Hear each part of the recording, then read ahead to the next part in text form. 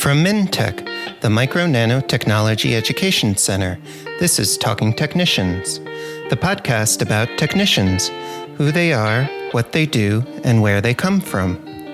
I'm your host, Peter Kazarnoff. I teach technicians and engineers at Portland Community College. In each episode, you'll meet a working technician and hear their story. That means real interviews with real technicians about real jobs.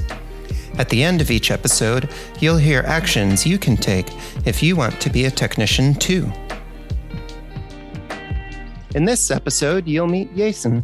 Yeysen works at Intel in Hillsboro, Oregon, outside Portland. Yeysen, welcome to Talking Technicians. Oh, thanks, Pete. So tell me about yourself. Where do you live and how long have you been there for? I live in Hillsboro. I've moved probably a year ago. So I've been here at Intel for about a year. And where'd you live before you moved to Hillsboro? In Washington, around the Olympia area. And did you grow up in Washington? Yeah, whole life in Washington. Is there anybody else in your household? My wife. Yeah, been married for 3 years now. And do you guys have any kids? Just about to have one. So. Oh, congratulations. That's amazing. Yeah. When's your due date? This March. Oh, that's super, super exciting. And it's going to be your first? Yeah, my first. Awesome. Well, congratulations. I've got 2 little kids at home and they really are just the light of my life. So tell me about where you work. What's your job title and what kind of things do you do day to day? So I'm a manufacturing technician, and what I'm in charge of is operating several tools. And basically, there's wafers that come in these Foops, and we run the wafers on these tools, and each tool does a certain process to them. And I'm in charge of making sure that the tool has done the process, done it correctly, and to maintain the tool. And when you say wafer, what are these wafers made out of, and what are they ultimately going to be turned into? So these wafers are basically chips, I guess. There's probably around 300, 400 of these little chips in just one wafer. And they're made of silicone, and there's so many processes that are done to it. So when it gets to my section of the factory, it's towards the end. So we basically do a lot of final processes to it. And then it's sent out to the next section of the factory and until it's directly towards the end consumer, I guess. You mentioned that they come in Foops. What's a Foop and why do you need them?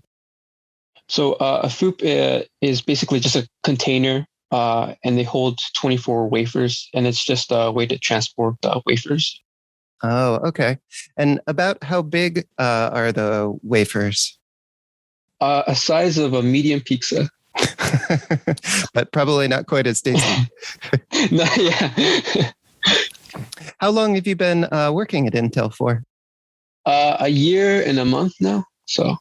And have there been any opportunities for professional growth since you started? Yeah, the first 6 months to a year, really, it's all a lot of training and just to get the life of Intel. But they do a lot of opportunity for growth after maybe the year and a half. There's different sections of Intel that they encourage you to go to if that's your passion, I guess. So there's lots of growth in different directions. There's like more of the maintenance side, more of the processing side. Yeah, the pay is different towards the jobs. So I guess the more you know of this side, it'll pay you more. I'm some kind of, yeah. They have a competition. Yeah, there's a lot of growth. Are you willing to share how much money an entry-level technician makes at Intel? I started there with just a 2-year technician or a 2-year degree in mechanical electronics, robotics, and automation. And with no experience, at 51,000, and Per year? per year, and Mhm. it's they start you at 47,000, but they give you factory bonuses and quarterly bonuses, which add up to around 51. It can fluctuate. It can be a little bit higher. It can be a little bit lower, around that Mhm. price range. Do you work alone or do you work it in team? We work as in teams. So most of us are certified on a couple of tools, and we are in charge of those tools, and we work on who gets to work on that tool that day, or if someone's gone, who's covering which tool, and yeah. And do you work with other technicians or also work with engineers and scientists? We primarily work with engineers, so they're testing new processes on these tools, optimizing them. So we work very close to them and help them run, tests. And how do you communicate with your coworkers? How do you interact with them on the factory floor? We're mostly face to face, and through shifts. We have pass down, and they basically just tell us what happened last night or what they want to do today, and that's how we mostly communicate. That in email. Tell me a little bit more about pass down. When you first get onto your shift, what do you do? So when we get there around 7, we start pass down at 7:10, and basically we get all the engineers that are going to be working on that section of the factory, and all the technicians from the ongoing shift and the prior shift meet, and they talked about what happened the prior shift and what needs to happen today.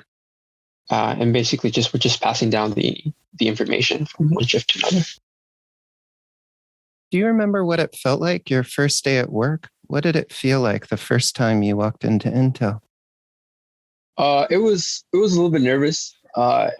We have the Intel has its training, the first week training, and it's basically just kind of just getting information, what you need to do, what your requirements you need.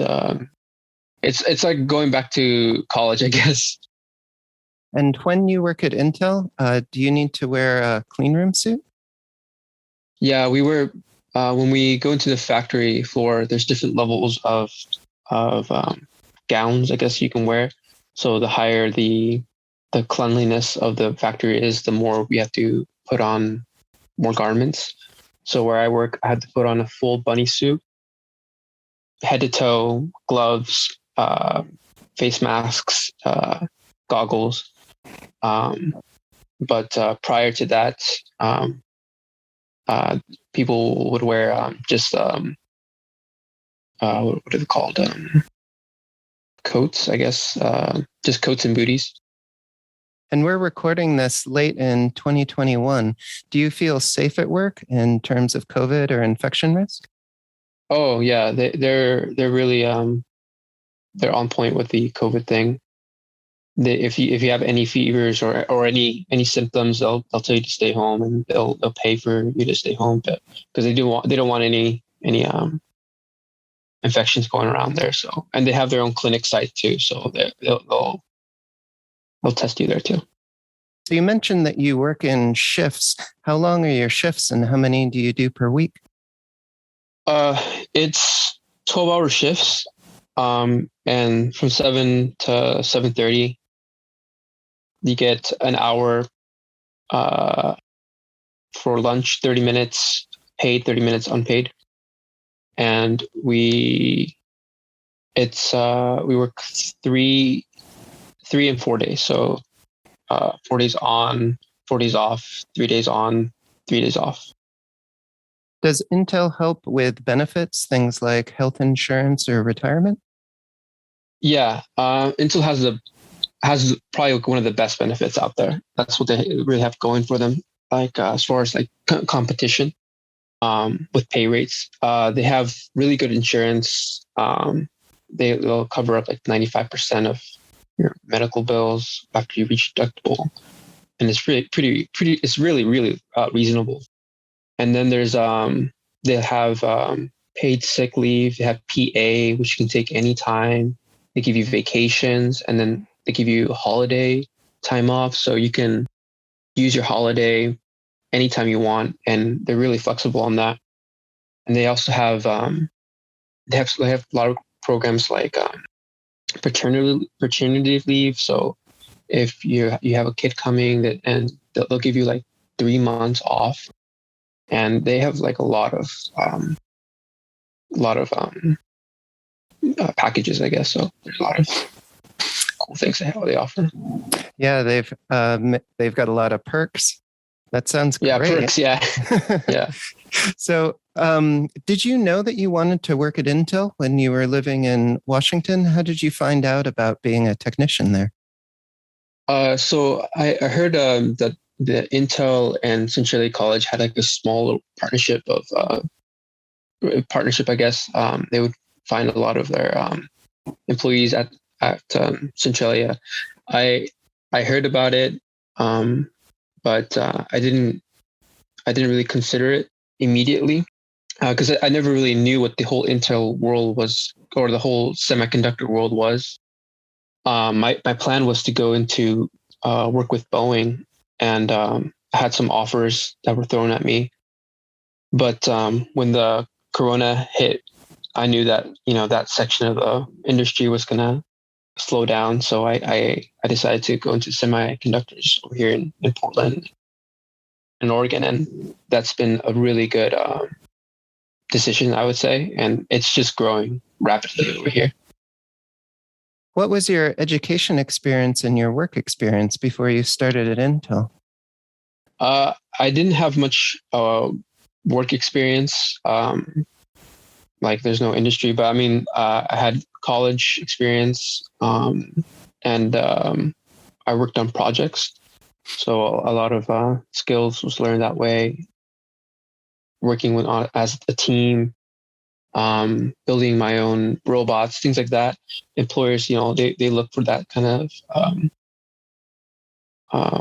those kind of projects, and it kind of sets you apart. You mentioned that you got a 2-year degree from a community college. What parts of that degree do you feel like you use now at work? For right now, it's more, I guess, the technical following instructions, I guess. There's like, I guess sometimes I would compare it to lab work, I guess. Yeah. So a teacher would give you a set of instructions of what to do, and you need to follow them. And that's basically kind of what we do at Intel. As the engineer would set you instructions what to do, and we follow that. I guess another big thing, especially here at Intel, is safety. So a lot of safety precautions, a lot of OSHA, maybe like more on top, like higher level of safety than OSHA. That's kind of the environment here at Intel. So that's kind of something I've took from school, is that classes of safety. Yeah. And did you learn everything at the community college, or when you started Intel, were there some additional things that Intel taught you? Most everything you needed to know, they taught you at Intel. Just because it's a little bit different to what the schools offer, I guess, at the moment. Mostly because it's just high. It's very proprietary knowledge and technical things that they need that go with these tools. So, what was the hardest part of your education? For the most part, it was pretty fun. Community college was definitely much more fun than high school and everything. Something you like to do. I guess prerequisites maybe, but I think that's about it. Mm-hmm. What is something unexpected about working that you only learned after you started? Career growth, I guess. Yeah, I thought, when I go into a job, is that I was going to do like the ideal dream job. But what I've learned is it's more like you need to work to get your dream job, and that's the career growth you go to. So Intel provides a lot of options and a lot of things that you can shoot for. For example, after working a couple of years, you could work as an engineer at Intel with just a 2-year degree. And it's just, and all you need to do is just put in the time and talk to your managers and just making sure that you know what you're doing. And yeah, there's a lot of growth in that. So that's something I've learned, is that I'm working towards my dream job. And right now it's just another step. It's another year of college. That's what I think. How has your life changed since you started working as a technician? It's definitely like I've been in a better place than in mine, I guess. I moved out of my parents' house and I have all this new income, and I've been able to do more things. I've been trying new projects, and so I've been able to explore a little bit more on my own, and it's been great. What advice would you give current students or people who want to transition careers and work as a technician like you do? It's probably one of the most easiest jobs out there, and it's so on demand right now. Like, they're hiring like crazy. They were having problems hiring people just because no one was applying, and it was crazy. So my advice is just apply, and the job is so much easier than a desk job, I guess. It's hands-on. Do you have a final call to action for students or people who want to transition their careers? Well, I guess just find your passion, really. I mean, if that's what you want to do, is being a technician, then absolutely go for it. Well, Yeysen, thank you so much for being on Talking Technicians and sharing your story with me. Yeah, thanks for having me. Bye now. Bye.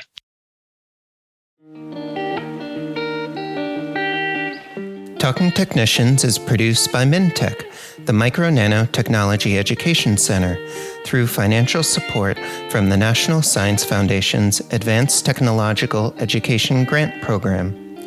Opinions expressed on this podcast do not necessarily represent those of the National Science Foundation. Join the conversation. If you are a working technician or know someone who is, reach out to us at info@talkingtechnicians.org. We're always looking out for great guests to share more stories with you.